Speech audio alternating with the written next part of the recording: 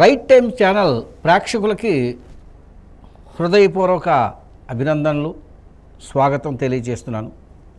అలాగే అన్నమయ్య, రామదాసు వంటి అపూర్వ సినిమాల రచయిత జెకే భారవి గారు మన ముందున్నారు. వారితో మనం వారు చేపట్టుకుని అన్నమయ్యతోటి అలా శ్రీవారి పాద సన్నిధికి ప్రయాణం చేస్తున్నాం.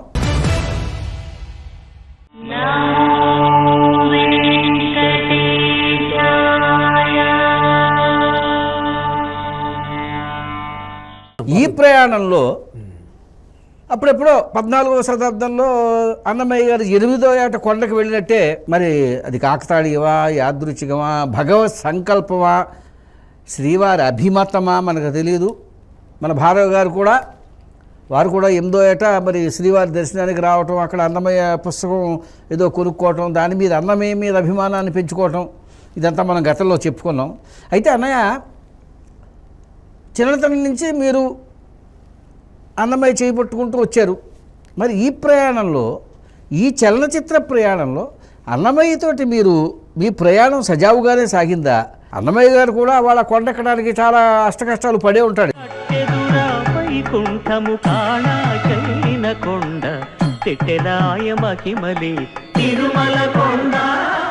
ఇవాళే మనం కొండెక్కాలంటే, అదేదో మెట్ల పర్వతాలు ఎక్కాలంటే చాలా కష్టంగా ఉంది. అయినా చాలామంది భక్తులు గోవిందనామాలను స్మరిస్తూ ఎక్కుతున్నారు. అలాగే ఆ రోజుల్లో ఆయన కూడా వెళ్ళుంటారు. మరి మహానుభావుడు రామానుజాచార్యులు వారు కూడా మోకాళ్ళతో ఎక్కారని ఉంది.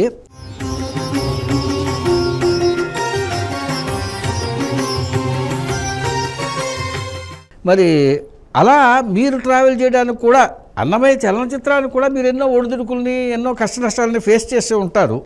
అంటే యాజ్ ఏ రైటర్గా, యాజ్ ఏ డైరెక్టర్గా నాకు తెలుసు, ఒక రైటర్ కానీ డైరెక్టర్ కానీ ఎంత ఫేస్ చేస్తాడో. అలా అన్నమయ్యతో మీకున్న అనుబంధం, అలాగే వెంకటేశ్వర స్వామితో మీకున్న అనుబంధం, మనం అన్నమయ్యని ఆధారంగా చేసుకుని వెంకటేశ్వర స్వామితో మనకున్న అనుబంధాన్ని మనం చర్చించుకుంటున్నాం. అన్నమయ్యకి వెంకటేశ్వర స్వామి మీద అనుబంధం ఉంది, మనకి అన్నమయ్య ద్వారా వెంకటేశ్వర స్వామి అనుబంధం ఉంది.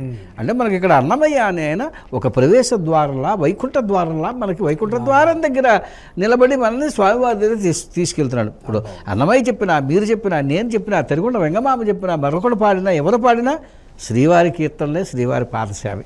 కాబట్టి ఆ ప్రయాణం గురించి చక్కగా, ముఖ్యంగా ఇప్పుడు ఈరోజు అన్నమయ్య గురించి మనం మాట్లాడుకుంటున్నాం.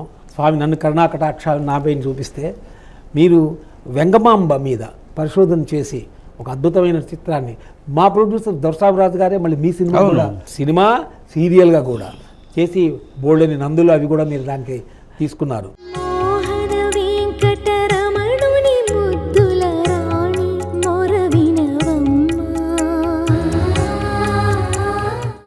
భగవత్ సంకల్పాలు తప్ప మనం చేయలేమన్నా. ఎందుకంటే వెంగమాంబ సినిమా తీయాలని మరి విశ్వనాథ్ గారు, బాపు గారు లాంటి మహానుభావులు కూడా చాలా ప్రయత్నాలు చేసి చేయలేకపోయారు. అంటే ఇక్కడ ఇప్పుడు ఏమన్నా మీకంటే పెద్ద రచయితలు లేరా ఇండస్ట్రీలో? సముద్రాలు గారు, సీనియర్ సముద్రాలు ఉన్నాడు, మీ ఫ్యామిలీలోనే అప్పలాచారి గారు, ఇలా చాలామంది, మరి ఆత్రి గారు, వీళ్ళంతా ఉన్నారు.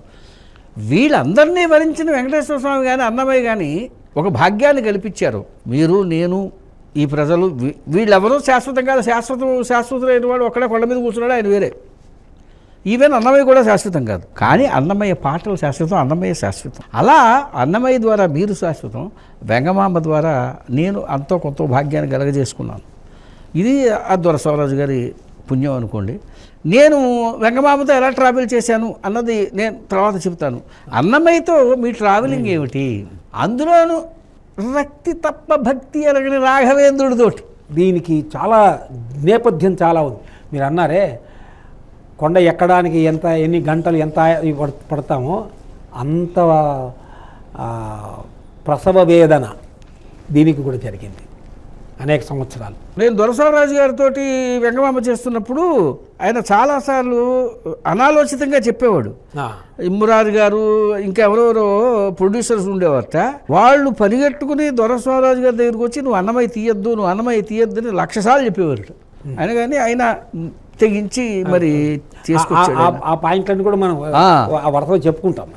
అన్నమయ్య హరికథ చెప్పేటప్పుడు అన్నయ్య ఏదైనా అన్నమయ్య హరికథలోంచి ఒక కీర్తన అలా అలా విడిచిపెట్ట. తిరుమల దివ్యస్థలికి నుదగ్దిశ దివ్యులు మెచ్చెడినాడు, వరలు నందు సంపదలకు నిరవై బరగును పొత్తపినాడు, నారికేళ పుండ్రేక్షు నారంగ సారచూత కదళీవనముల్, తోరంబై కనుపండు వగుచు ఇంపారుచుండు నా భూముల్, ఫలరసములు వాకలు గబారన పొలముల పంటలు బండు, చిలుకలు కోయిలలచట శ్రీపతిని కలకల బలుకుచుడుండు, విరితోటల గంధముగొని శ్వశనుడు విన్వీధికి తానేగి.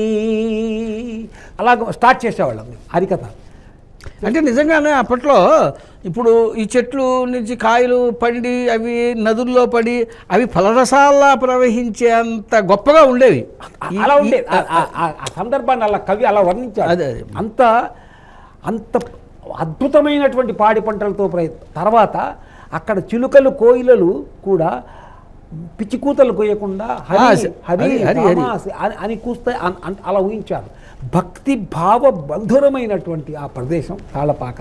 అక్కడ అన్నమయ్య పుట్టాడని ఆ ఒక్కొక్క ఆయన గురించి తిరుమలనాథుని దివ్య ప్రసాదంబు గొనుమాయన్న ఉగ్గుపాల్ గ్రోలబూను,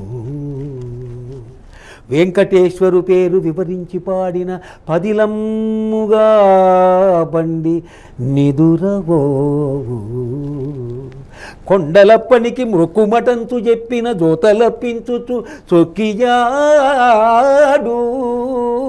శేషశైలేశుని సేవింతమాయన్న చెన్నకేశవు గుడి చేర నడచూ.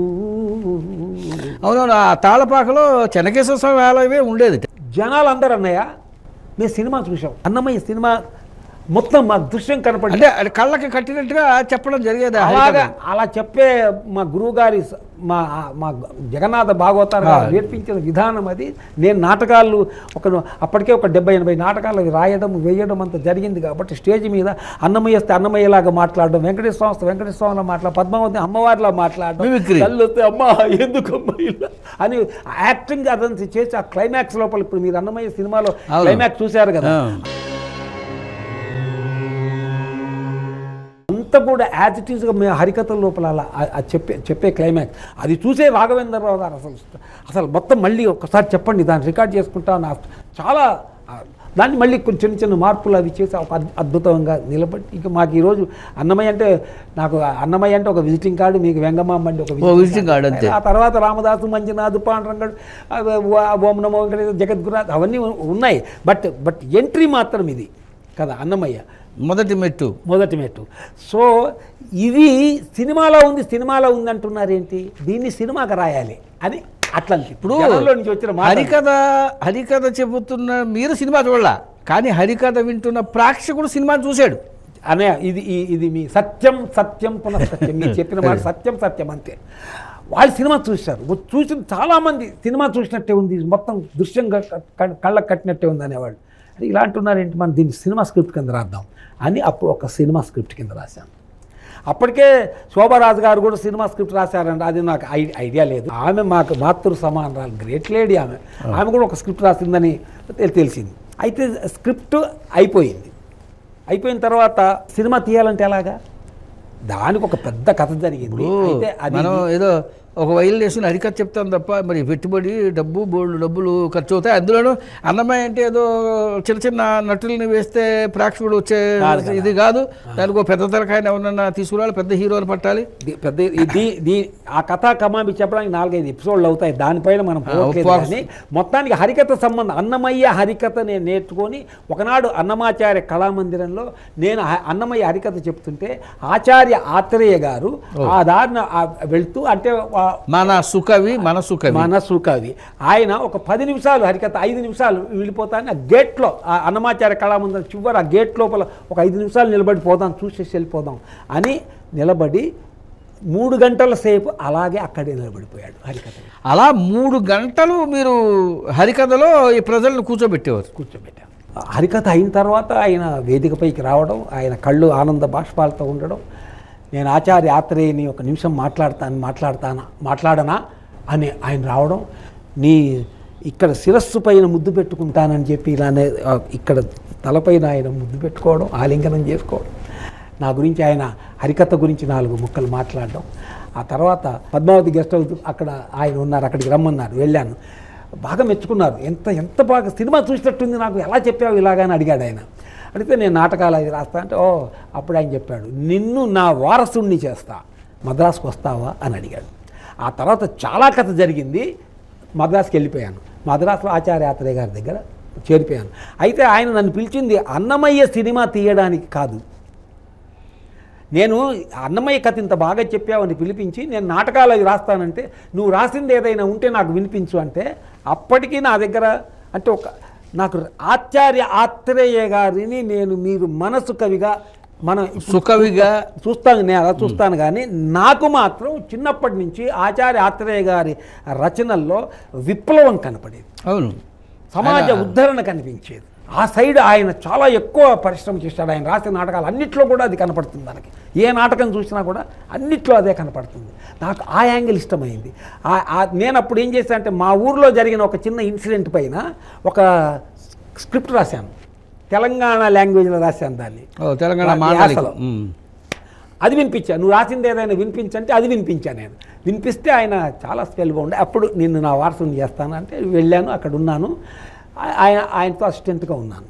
ఆ తర్వాత అన్నమయ్య సినిమా గురించిన ట్రావెల్ చాలా పెద్దగా జరిగింది అన్నయ్య.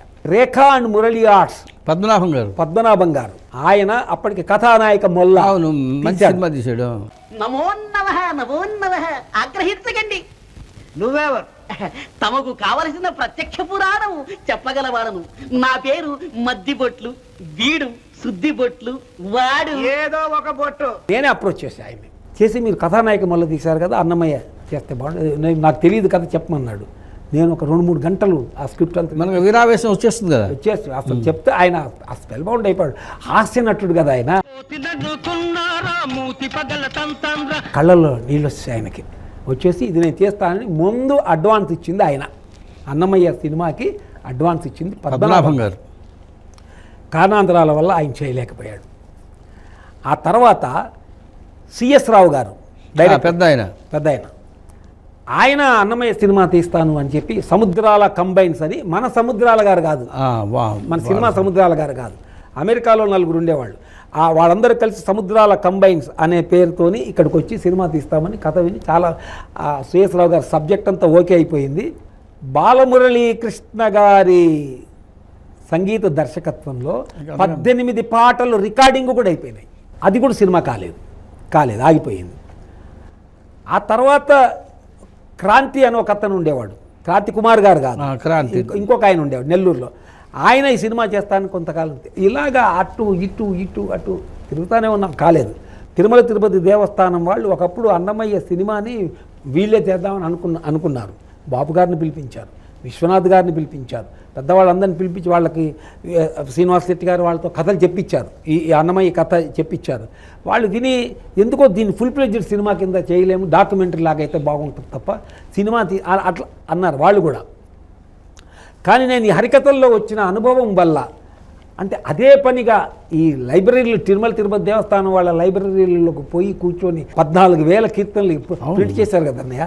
ఈ పుస్తకాలన్నీ చదవడం, కీర్తనలలో సన్నివేశం ఏముంది, దాంట్లో నుంచి ఒక సందర్భం ఎలా పట్టచ్చు అని అలాగ వెతికి మొత్తానికి ఏదొచ్చు పక్షి కనుక గూడు కట్టుకున్న అన్నమయ్య సినిమా అయింది. అది కొంతకాలం తర్వాత ఆచార్య ఆత్రేయ గారు సినిమా తీద్దామని అన్నమయ్య కుటీరం అని ఒకటి కట్టించి కేవి మహాదేవన్ గారిని పిలిపించి 20 పాటలు కంపోజింగ్ కూడా చేశారు. శ్రీకాంత్ గారని ప్రొడ్యూసర్ హైదరాబాద్, ఆయన పిలిపించారు. ఆయన పిలిపించిన తర్వాత మద్రాస్ ప్రసాద్ ల్యాబ్ లోపల ఎస్పి బాలసుబ్రహ్మణ్యం గారు, బాలమురళీ కృష్ణ గారు 4 పద్యాలు 3 శ్లోకాలు ఒక పాట కూడా రికార్డింగ్ కూడా అయింది, పెద్ద న్యూస్ అయింది. అప్పటికే జంధ్యాల గారు అన్నమయ్య సినిమా తీస్తాను అని 40-50 కీర్తనలు ఆయన రికార్డ్ చేసి పెట్టారు. అది కాలేదు, ఇది కాలేదు, ఆత్రేయ గారిది కాలేదు, ఏం కాలేదు. మళ్ళీ ఒక దాదాపు నేను అన్నమయ్య స్క్రిప్ట్ రాసిన తర్వాత ఒక 20 సంవత్సరాలు గడిచిపోయింది, నాకు తెలిసి 22 సంవత్సరాలు గడిచిపోయింది. అదా నా దగ్గర అలాగే ఉంది స్క్రిప్ట్. ఆ తర్వాత ఒకనాడు నేను, సిరివెన్నెల సీతారామ శాస్త్రి గారు, జొన్నవిత్తల గారు, ఆకెళ్ళ గారు, దివాకర్ బాబు గారు, మేమంతా అప్పుడు కలిసి ఫ్రెండ్స్గా ఉండేవాళ్ళం చెన్నైలో. మేమంతా కలిసి తిరుపతికి ఒకసారి ప్రయాణం చేశాను. ఆ తిరుపతికి వెళ్ళేటప్పుడు నేను ఈ కథని ఆ స్క్రిప్ట్ మొత్తం చెప్పేయడమే నోటికి చెప్పేస్తే వాళ్ళందరికీ తెగ నచ్చింది. అప్పుడు స్వామి అనుగ్రహించాడు.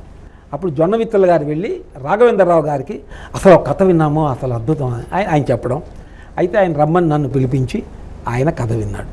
మొత్తం మీద అన్నమయ్య కథ మళ్ళీ తిరుపతితోనే స్టార్ట్ అయింది. తిరుపతి యాత్రతో మొదలైంది, తిరుపతి యాత్రతో టేకాఫ్ అయింది, తిరుపతి స్వామికి అంకితమైంది, ఆయన దయతోనే జరిగింది. సో అక్కడి నుంచి ఆ సినిమా టేకాఫ్ అయింది. అది చిలువలు పొలవలు ఎలా అయింది దాని విషయాలన్నీ కూడా మనం ఆ తర్వాత మనం డీటెయిల్స్గా మనం చర్చించుకుంటాం.